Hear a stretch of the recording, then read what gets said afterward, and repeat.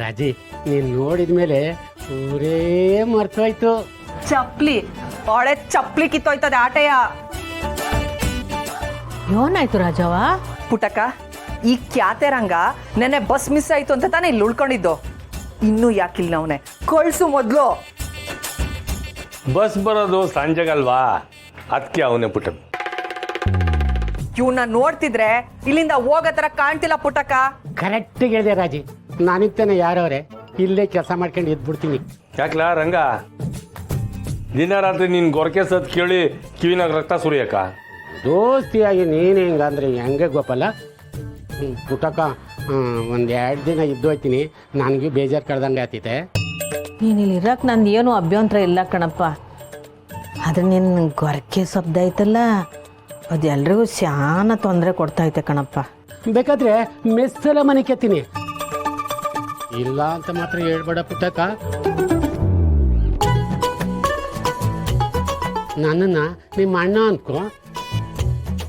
ಅಣ್ಣನೂ ಇಲ್ಲ ತಮ್ಮನೂ ಇಲ್ಲ, ಮೊದ್ಲಿನಿಂದ ಒಯ್ತಾ ಇದ್ರೆ ಸರಿ. ಯಾಕಾಜಿ, ನಾನಿಲ್ಲಿದ್ರೆ ನಿನ್ಗೊಂಥರ ಆಯ್ತದಾ? ಮೈಯೆಲ್ಲ ಉರಿತೈತೆ, ಮುಚ್ಕೊಂಡು ಹೋಗಯ್ಯ. ಅಲ್ಲ, 1-2 ದಿನ ಅಂತ ಅವನೇ ಪಾಪ ವಾತಾರೇನ್ಲು ಮೆಸ್ನಾಗ ಶಾನ ಕೆಲಸ ಮಾಡವನೆ. ಇದ್ದೋಗಪ್ಪ.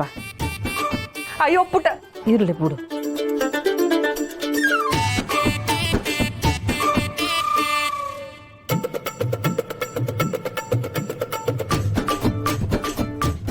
ರಾಜಿ, ಮೈ ಉರಿತೈತೆ ಅಂದೆಲ್ಲ ಔಷಧಿ ಹಚ್ಲಾ? ಜೈ ತಿಕ್ಲಾ, ನಿನ್ನ ಅದ್ ಬಸ್ನಲ್ಲಿ ನಿದ್ರೆ ಸರಿ, ಇಲ್ಲ ಅಂದ್ರೆ ಪರಿಣಾಮ ನೆಟ್ಗಿರಕಿಲ್ಲ. ನಾನಂತೂ ರಾಜಿನ ಮನೆಯಿಂದ ಓಡ್ಸೋಕ್ಕಾಗಕ್ಕಿಲ್ಲ. ಈ ರಂಗನ ಕಾಡ್ದಿಂದಾದರೂ ಆ ಮಂಗ ಮನೆಯಿಂದ ಕಾಲು ಕೀಳ್ತದ ನೋಡಬೇಕು.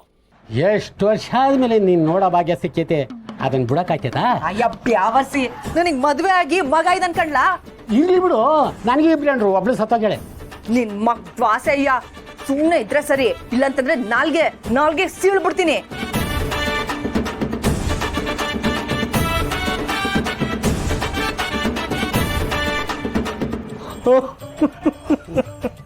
ಸಾನೆ ಕಿಸಿ ಬೇಡ.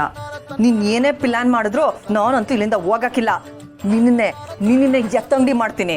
ನಮ್ಮನ್ನು ಓಡಿಸೋದು ಆಮೇಲೆ ಯೋಚನೆ ಮಾಡಿದಂತೆ, ಮೊದಲು ಅವನಿಂದ ತಪ್ಪಿಸ್ಕೊ.